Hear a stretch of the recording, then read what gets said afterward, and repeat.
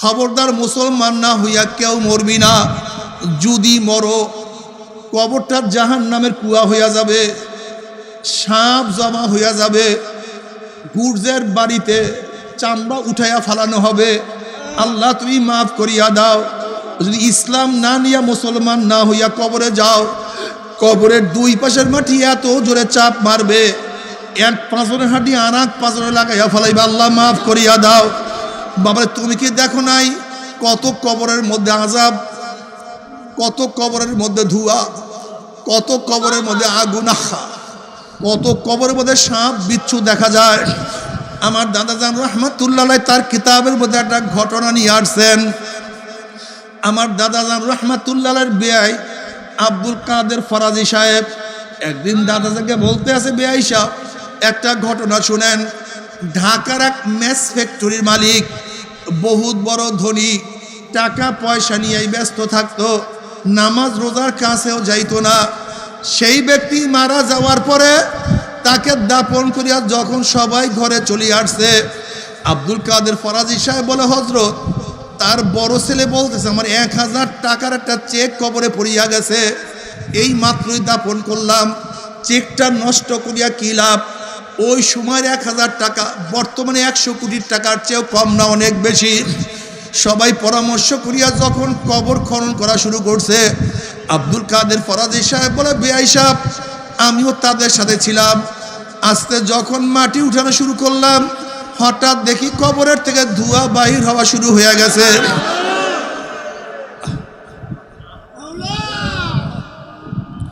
আমরা চিন্তা করলাম এগুলি কিছু না, গ্যাস পরম করছে বা অন্য কিছু হয়েছে। আব্দুল কাদের ফরাজি সাহেব বলে, বেয়াই আমরা আস্তে আস্তে মাটি উঠাইতে আছি, ধোঁয়াও পরিষ্কার হয়ে গেছে। বলে, বেয়াই সাহেব যখন আমরা বাঁশ উঠাইলাম, হঠাৎ লাশের দিকে তাকাইয়া দেখি লাশের জিভটা টানিয়া নাবিস্তাল করে ঝুলাইয়া ফেলাইছে, হাত পা ভাঙ্গি একত্রিত করিয়া ফেলাইছে। আগুনের ছাপ চেহারার মধ্যে লাগার কারণে পুড়িয়া সারকার হয়ে গেছে। আল্লাহ আমাদের সবাইকে মাফ করিয়া দাও। আব্দুল কাদের ফরাজি সাহেব বলে, বেয়াই এই অবস্থা দেখি আমরা যারা ছিলাম সবাই চিল্লা দিয়া বেহুশ হয়ে পড়িয়া গেলাম। 15-20 দিনের মধ্যে আমার মুখের মধ্যে ঠিক মতো খানা যায় নাই, পানিও পান করতে পারি। বাবারে তুমি কি বুখারী শরীফের মধ্যে রওয়ায়াত দেখো নাই? আসমা বিনতে আবু বকর রাদিয়াল্লাহু তাআলা আনহুমা ফরমান, নবী আলাইহিস সালাতু ওয়াস সালাম খুতবা দেওয়ার জন্য দাঁড়াইলেন।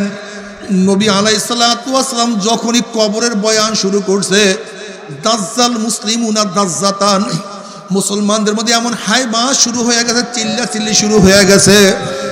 নাসাই শরীফের রওয়ায়াতের মধ্যে আসছে, রাবি বলে সাহাবাদের চিল্লা চিল্লির কারণে, কান্নাকাটির কারণে নবী কি আলোচনা করতেছিলেন, বয়ান করতেছিলেন আমি শুনতে পাইতেছিলাম না। যখন বয়ান শেষ, কান্নাকাটিও বন্ধ হয়ে গেছে। আমি কাছের একজনকে প্রশ্ন করলাম, নবী এমন কি বয়ান করছে যে বয়ান করার কারণে সাহাবাদের মধ্যে এরকম অবস্থা, এরকম হাইবা শুরু হয়ে গেছে? তখন ওই রাবি বলতে আছে, নবী বয়ান করছে অচিরি কবরের মধ্যে দাজ্জালের ফিতনার মতো ফিতনার সম্মুখীন হইতে হবে। শুধু এই বয়ানটুকু করার সাথে সাথে সাহাবাদের মধ্যে কান্নাকাটি, রোনাজারি, চিল্লা চিল্লি। আজকে এত কবরের বয়ান তুমি আমি শুনি, চোখে পানি নাই, কবরের কোনো টেনশন নাই, কোনো চিন্তা নাই রে বাবা। আসলে ইমান এত দুর্বল হয়ে গেছে রে বাবা। উসমান গনি রাদিয়াল্লাহু তাআলা কবর দেখলে এমন ভাবে কান্নাকাটি করতেন, দাড়ি মোবারক ভিজিয়া ভিজিয়া পানি পড়তো। সাথীরা প্রশ্ন, হযরত আপনি কবর দেখলে এত বেশি কেন কান্নাকাটি করেন? উসমান গনি রাদিয়াল্লাহু বলেন, হে আমার সাথীরা, আখিরাতের যতগুলি ঘাঁটি আছে এর মধ্যে প্রথম ঘাঁটি হলো কবর। এই কবর যার সাথে ভালো ব্যবহার করবে, আশা করা যায় পরবর্তী ঘাঁটিগুলিতে তার সাথে ভালোই ব্যবহার হবে। আর কবর যদি কারোর সাথে খারাপ ব্যবহার শুরু করিয়া দেয়, কবর যদি কবরের মধ্যে আগুন ধরাইয়া দেয়, কবরের মাটি যদি কাউকে চাপ দেওয়া শুরু করে, আল্লাহ মাফ করিয়া দাও, আর তো উপায় হবে না। আল্লাহ আল্লাহ তুই আমাদের সবাইকে মাফ করিয়া দাও, আমাদের সবাইকে ক্ষমা করিয়া দাও।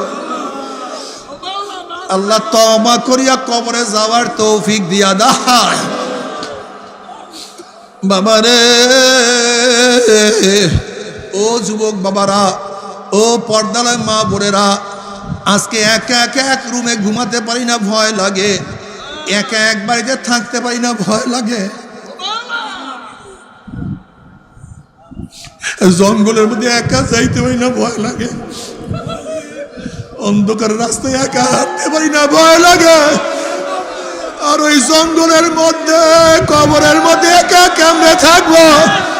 সাথী নাই, পাতি নাই, সাহায্যকারী কেউ নাই।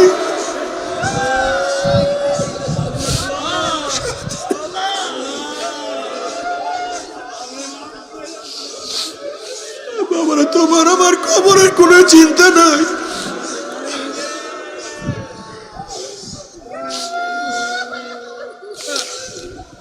আম্মাজান খাদিজাতুল কুবরা রাদিয়াল্লাহু তাআলা আনহা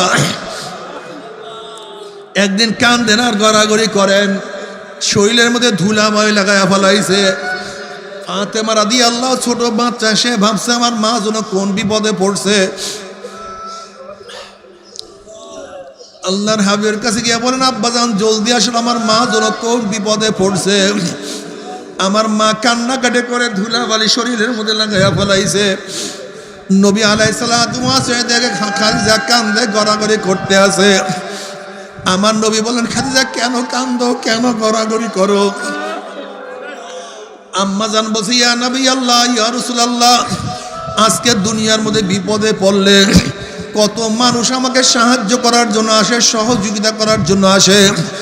আর খোদা না খাস্তা, খোদা না খাস্তা, খোদা না খাস্তা, যদি কবরের মধ্যে বিপদে পড়িয়া যায় আর আমার মাওলা যদি আমাকে মাফ না করে, আমার কি উপায় হবে? সেই কবরের চিন্তা আমি কান্নাকাটি করতে আসি। আল্লাহর হাবিব বলেন, খাদিজা কান্না থামাও। আম্মা জান বলেন, ইয়া নবী আল্লাহ, ইয়া রাসূলুল্লাহ, আমি কাঁদতে কাঁদতে মাওলার কবরে চড়িয়া যাবে, কান্না থামাবো না। আল্লাহর হাবিব বলেন, খাদিজা কান্না থামাও। আম্মা জান বলছে, ইয়া নবী আল্লাহ, ইয়া রাসূলুল্লাহ, আপনি যদি 3টা ওয়াদা করতে পারেন তাহলে আমি কান্না থামাবো। আল্লাহর হাবিব বলেন, কি ওয়াদা তুমি বলো? আল্লাহর হাবিব, ইয়া নবী আল্লাহ, ইয়া রাসূলুল্লাহ, আমি যখন দুনিয়ার থেকে বিদায় হয়ে যাব, আপনার জুব্বা মোবারক, জামা মোবারক দিয়ে আমাকে কাপন পরাইবেন। আপনার জামার বরকতে কবরের 2 পাশের মাটি আমাকে চাপ দিতে পারবে না। ইয়া রাসূলুল্লাহ, ইয়া রাসূলুল্লাহ, আমার জন্য খাস করিয়া দোয়া করবেন। আপনার দোয়ার বরকতে কবরের মধ্যে আমার আযাব হবে না। ইয়া নবী আল্লাহ, আমাকে দাফন করিয়া যখন সবাই ঘরে চলে আসবে, আপনি আমার কবরের কাছ থেকে আসবেন না, কারণ কবরের মধ্যে ফেরেশতাদের জবাব আমি দিতে পারবো না। আমার পক্ষ থেকে ফেরেশতাদের জবাব আপনি দিয়া দিবেন।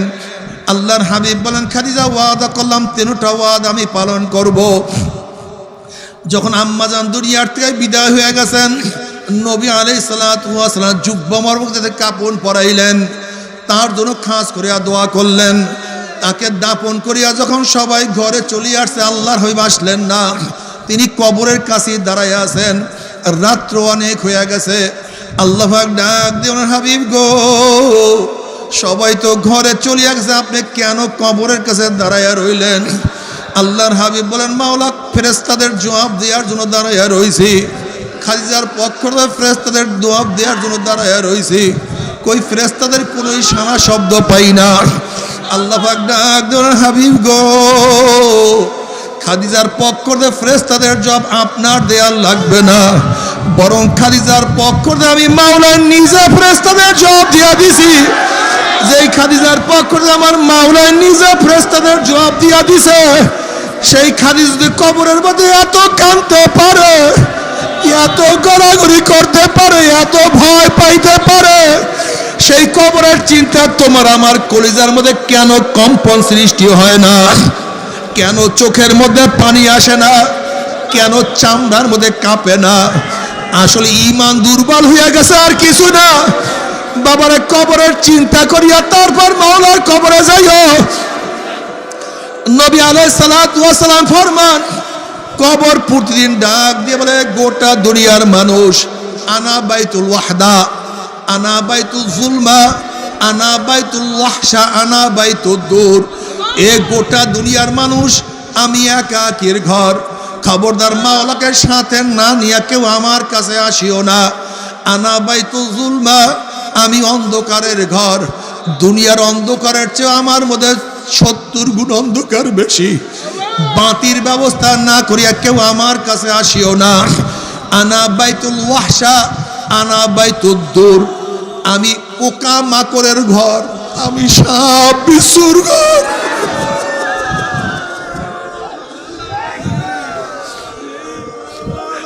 বাবার আজকে দাড়ি কাটিয়া তুমি চেহারাকে সাজাইছো। আজকে হারাম পন্থা তুমি শরীরকে সাজাইছো। আজকে শরীরের মধ্যে একটা কাঁটার আঘাত সহ্য করতে পারো না। আর খোদা না খাস্তা, খোদা না খাস্তা, খোদা না খাস্তা, কবরের মধ্যে যদি 99 সাপের কামড় শুরু হইয়া যায়, ওই আযাব তো কেউ সহ্য করতে পারবো না। আল্লাহ, আল্লাহ তুই আমাদের সবাইকে মাফ করিয়া দাও।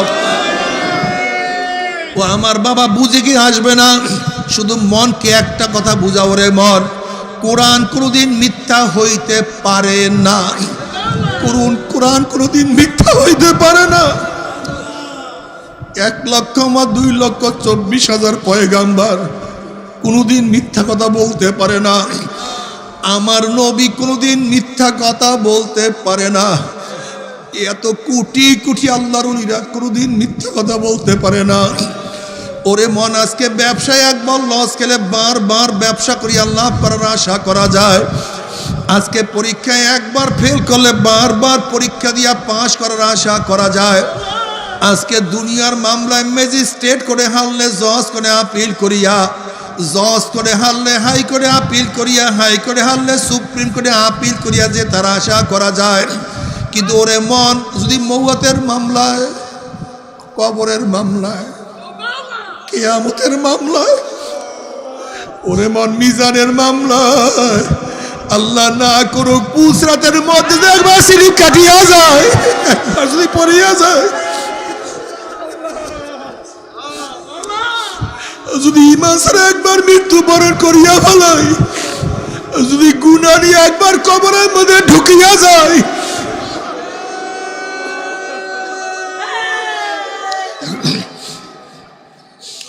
ওরে মন, যদি তওবাবিহীন একবার কিয়ামতের ময়দানে উঠিয়াই যায়, একবার যদি আমল নামায় গুনাহ নিয়া পাল্লার মধ্যে দাঁড়াইয়া যায়,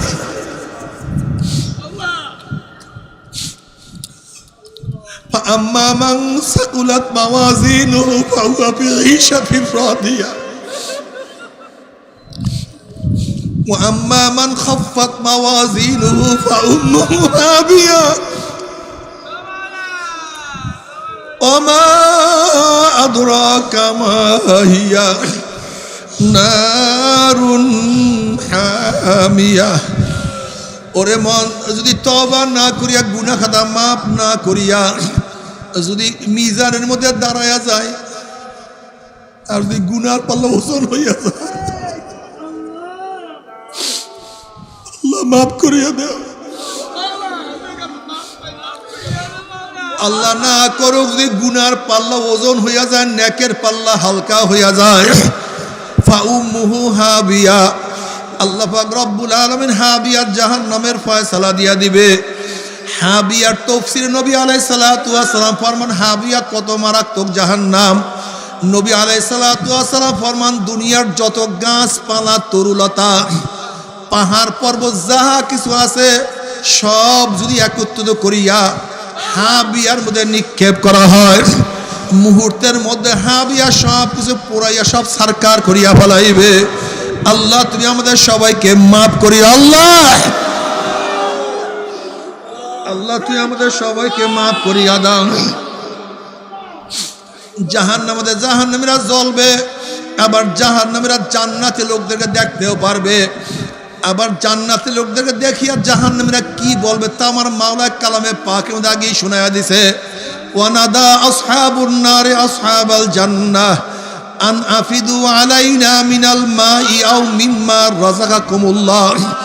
জাহান্নামীরা ডাক দেবে জান্নাতি আব্দুল্লাহ, এ জান্নাতি আব্দুর রহমান, এ রহিমা খাতুন, তুই না আমার কাজের বুয়া ছিলি? ওই রহিমা খাতুন, তুই না আমার কাজের বুয়া ছিলি?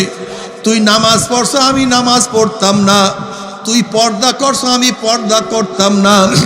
তুই গরিব হইয়া কত সতর্ক অবস্থায় চলছো, আর আমি বড় লোক হইয়া আমার পিঠ প্যাট উতলা করিয়া রাস্তায় রাস্তায় ঘুরছি, ইবাদতের কাছেও যাইতাম না। ওরে আব্দুল্লাহ, তুই আমার গেটের দারোয়ান ছিলি, আমি তোর মালিক ছিলাম। তুই মাওলাকে কত সেজদা দেছো, আমি মাওলাকে সেজদা দেই নাই।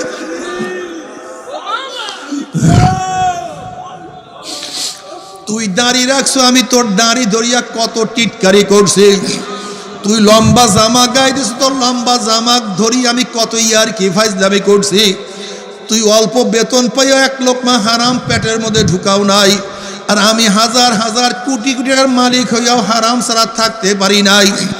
আজকে মাওলা তোদেরকে জান্নাত দিয়া দিছে, আর দেখ আমি জাহান্নামে জ্বলতে জ্বলতে আমার কলিজা শুকায়া গেছে। আমাকে এক গ্লাস পানি দে, আমাকে একটা আপেল দে, আমাকে একটা রুটি দে। একটা রুটির দরকার নেই, অর্ধেক রুটি আমাকে দে, আমি আর সহ্য করতে পারি না। আমাকে একটা আপেল দে, একটা আপেলের দরকার নেই, আমাকে অর্ধেক আপেল দে। আমাকে এক গ্লাস পানি দে, এক গ্লাস পানির দরকার নেই, অর্ধেক গ্লাস পানি দে।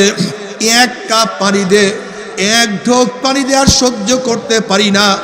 আন আফিদু আলাইনা মিনাল মাই আও মিম্মা রাযাকাকুমুল্লাহ।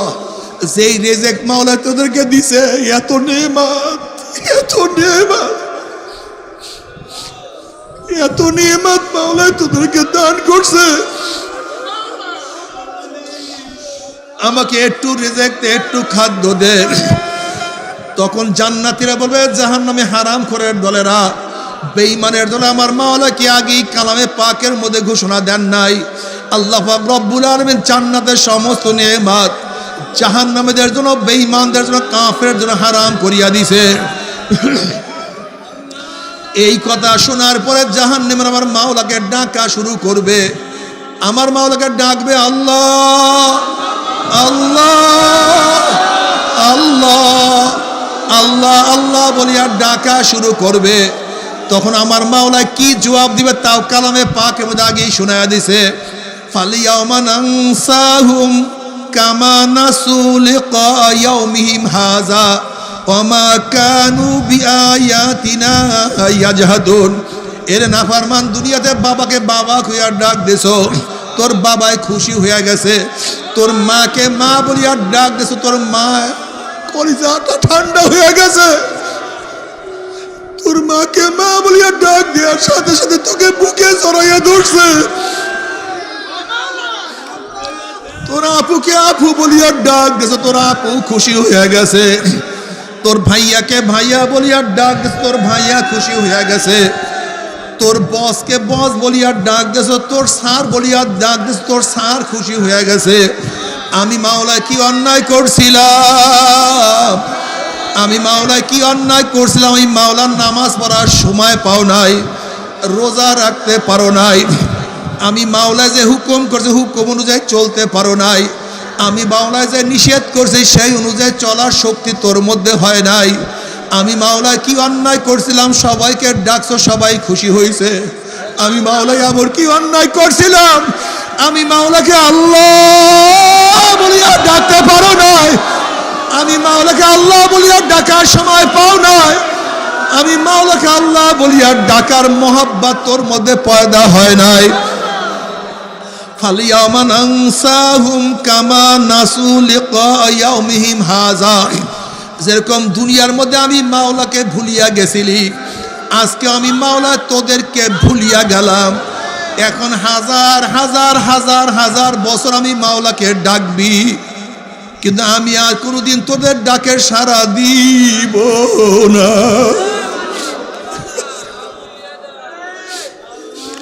আজকে দুনিয়ার মধ্যে আমি আমার মাওলাকে একবার আল্লাহ বলিয়া ডাক দিলে, আমার মাওলাই একবার আল্লাহ বলিয়া ডাক দিলে 10 বার ডাকে সাড়া দিয়া দেয়। কিন্তু নাফরমান জাহান্নামের মধ্যে লক্ষ লক্ষ কোটি কোটি বার আমি আমার মাওলাকে ডাকবে, কিন্তু আমার মাওলার কোনদিন ডাকে সাড়া দিবে না। আল্লাহ আল্লাহ তোমাকে ডাকার তৌফিক দিয়া দাও। তবে মুমিন মুসলমান বলতে সবারই মনে চায় গুনার থেকে ফিরিয়া নেক আমল করিয়া মাওলার জান্নাত, কিন্তু সবারই যাইতে মনে চায়। গুনাহ নিয়া মাওলার জাহান্নামে কাউরি কিন্তু যাইতে মনে চায় না। কিন্তু কেনই বা আমরা নেক আমল করতে পারি না, কেনই বা গুনার কাম ছাড়তে পারি না? এর মূল কারণ আপনার এবং আমার পিছনে নফস এবং শয়তান লাগিয়া রইছে। এই নফস এবং শয়তান থেকে ফেরার জন্য যে কোনো একজন হক্কানি আল্লাহর ওলির হাতে হাত দিতে হবে রে বাবা। খবরদার, বর্তমান জমানায় পীর মুরিদের নামে ভেজাল, ব্যবসা, দলাদলি, হিংসা, হাসাদে প্রদ হয়ে গেছে। সমস্ত আল্লাহর ওলির একমত, যেই পীরের 5 জন মুরিদের মধ্যে কম পক্ষে 3 জনকে দেখবেন আলহামদুলিল্লাহ সুন্নাত মাফিক আমল আকলাক মজবুত হয়ে যাইতে আছে, গুনার কাম ছাড়তে আছে, নেকের আমল ধরতে আছে, কলব নরম হইয়া চোখে পানি আসতে আছে। বৃক্ষতর নাম কি, ফলে পরিচয়। আমি চরমোনাই বুঝি না, চরমোনার দাওয়াত, প্রশংসা, প্রচার প্রসার করার জন্য আসি না রে বাবা। চরমোনাই যাওয়ার তোমার কোনো দরকার নাই, কোনো দরকার নাই, কোনো দরকার নাই। তুমি যার কাছে গিয়া পারো গুনার কাম ছাড়ো, নেকের আমল ধরো, কলব নরম করিয়া চোখে পানি নিয়া মাওলার কবরে যাইও। যেরকম দুনিয়ার ঘরে আগুন লাগলে পানি ছাড়া নিবানো যায় না, ঠিক তদ্রুপ তোমার এবং আমার গুনার দ্বারা যে জাহান্নামের আগুন জ্বলিয়া রইছে, চোখের পানিও ছাড়া কিন্তু জাহান্নামের আগুন নিবানো সম্ভব না। কাজী বাবা আমার জন্য দোয়া চাই, আমিও দোয়া করি, সবাই সবার জন্য প্রাণ খুলিয়া দোয়া করো, যেন কিয়ামতের ময়দানে গলাগলি বাঁধিয়া মাওলা একসাথে জান্নাতে যাওয়ার তৌফিক দিয়া দেয়। আল্লাহুম্মা আমিন, আল্লাহুম্মা আমিন। ও আমার পর্দালে মা বোনেরা, 2 হাত তুলিয়া মাওলার দরবারে কান্দো আর মাওলার কাছে মাপ চাও। কান্না না আসলে মনের ভিতরে মন, একদিন এই ঘরের দরজা দিয়ে নতুন বউ হইয়া উঠছিল রে মন। কত মেয়ে লোকে শরবত খাওয়াইছে, কত মেয়ে লোকে বাতাস করছে, আবার একদিন এই ঘরের দুয়ার দিয়া মরালা শুয়া বাইর হব। ছেলে কানবে মা মা করে, মেয়ে কানবে মা মা করে, ওরে মন জবাব তোমার দিব না। আল্লাহ আল্লাহ কত আলেম ওলাম দিনে হাত তুললাম রে মাওলা। আল্লাহ কত সাদা দাড়িওয়ালা ভাইদেরকে নিয়ে হাত তুললাম রে মাওলা। আল্লাহ কত বেগুনার না বলে তালবি আলিম ভাইদেরকে নিয়ে হাত তুললাম রে মাওলা।